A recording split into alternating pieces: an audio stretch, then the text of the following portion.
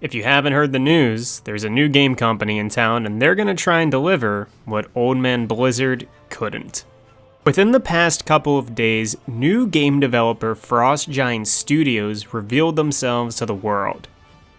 They are a game company made up of a bunch of gaming veterans, many of whom come from Blizzard, with some folks from Warcraft 3 The Frozen Throne days, but most of the devs hail from StarCraft 2, and these folks are looking to make a new real-time strategy game in the vein of the old Blizzard RTSs of years gone by. They have a website I'll link below, as well as a very good interview that was released right after I recorded the main chunk of this video. But it's a good in-depth read if you're interested.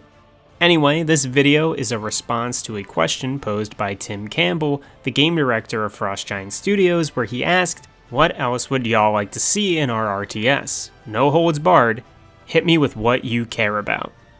So I'll get right down to it. This video is just going to be a quick list of stuff I personally care about and would love to see in their upcoming game. And for those of you who are interested, feel free to comment either on here or in response to Campbell's tweet about what you'd want to see in a real-time strategy game or what would get you interested in playing one. Number 1, faction personality. In a hopeful assumption that the Frost Giant RTS, or Frost TS for short, is going to have multiple factions to play as, each of those factions have to have their own distinct flavor personality.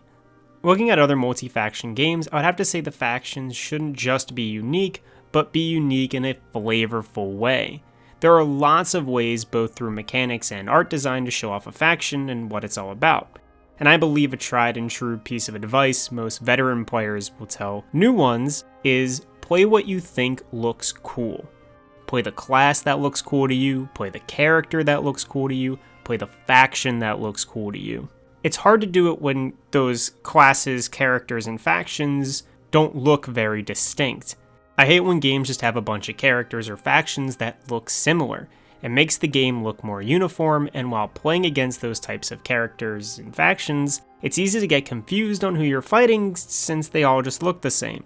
For me, having factions with clear and vibrant personalities that any player can see their vibe from a mile away is something I would love to see in Frost TS. Number 2, base building should be easy. When it comes to real-time strategy games, one of the key factors is building a base and managing said base. Your base is where you build your units, research your upgrades, and it is ultimately the main thing you want to defend. So it should be crucial for the keystone of your gameplay to be understandable and fairly easy to do for all players.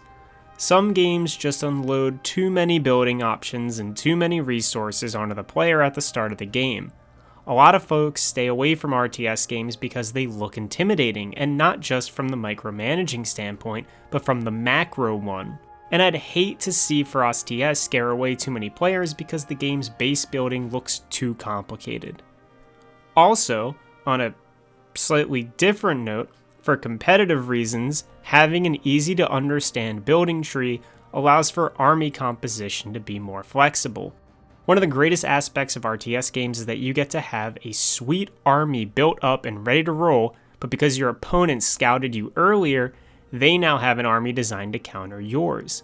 So then you get to change your army comp to counter theirs, and so on and so on. And there's this great back and forth that happens that makes matches more dynamic and exciting, and it adds more depth to the gameplay. For me, I feel like that depth is lost when the base building mechanics get too complicated. The more complicated the base systems are, the more likely players are going to feel too committed to their current strategy. If I already built these 3 structures and got all these spellcasters specific upgrades and it required the specific route down my main building's research tree and blah blah blah, I'm more likely to just stick with my failing army build than switch something up. I think easy to learn, hard to master base building is the way to go, and to make the base building pretty much as accessible as possible to new players to get more folks into the game, and so it makes for high competitive army comp switching to become a viable option. Number 3, very good single player. So many competitive games are able to sell well and get players interested in their multiplayer by having a really good single-player campaign. For multiplayer communities to thrive, they need a steady stream of new players joining, and single player acts as a way to introduce units to new players, get them interested and invested in the mechanics of the game, and can help encourage them to try their hand at multiplayer. Multiplayer is intimidating, and I think having a strong single player is a really good idea for getting folks into the game and eventually into the multiplayer scene. How many people only played the story modes of StarCraft or Warcraft 3? Or look at other successful multiplayer games. How many people don't play the multiplayer until after they beat the single player? Like in Call of Duty, or Halo, or even fighting games like Mortal Kombat and Injustice. These games all have fleshed out single player experiences that can help carry those mechanics over into the multiplayer. So, for me, a good single player experience is something I'd really love to see in Frost TS. Number 4, good online. Frost TS needs easy to understand lobbies and matchmaking. There are games that get released, even in 2020, that have bad online lobbies, convoluted online setups, and not just bad matchmaking, but in some cases, a complete lack of it. The repeatable part of your game that players are going to keep playing is the multiplayer. Having the online be good and working and so easy to use is an absolute must. No one should have to open up any ports or dig around through a million menus or do anything like that to play your game. I know this isn't a hot take, but yeah, that's what I wanted to see in Frost TS, and what I want to see is the game having good online lobbies and good online matchmaking. And finally, the last thing I'll add, I would recommend that you look at the fighting game community for inspiration over how smaller gaming communities have been handled. Obviously, Frost Giant is going to be looking at the RTS community, but I feel like the RTS community and the fighting game community are pretty similar, since they both focus on 1v1 games, and a lot of the problems people have with fighting games exist with real-time strategy games. Balance issues, online lobbies, ping, lack of good tutorials, and so on.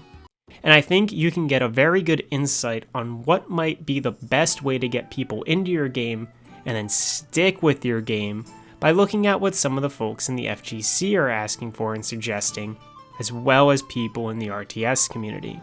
Also, a pretty sizable number of top Melee players and casters play or played StarCraft, so there definitely is a noticeable amount of player crossover, I'm just saying. Alrighty, that's it.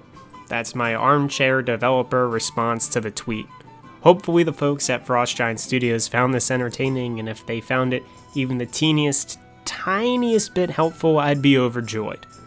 For everyone else, thanks for watching, and be sure to keep up to date with Frost Giant Studios and their real-time strategy game. I love RTSs and can't wait to see what Frost Giant cooks up in the future. Thanks for watching, have a good one, and take it easy.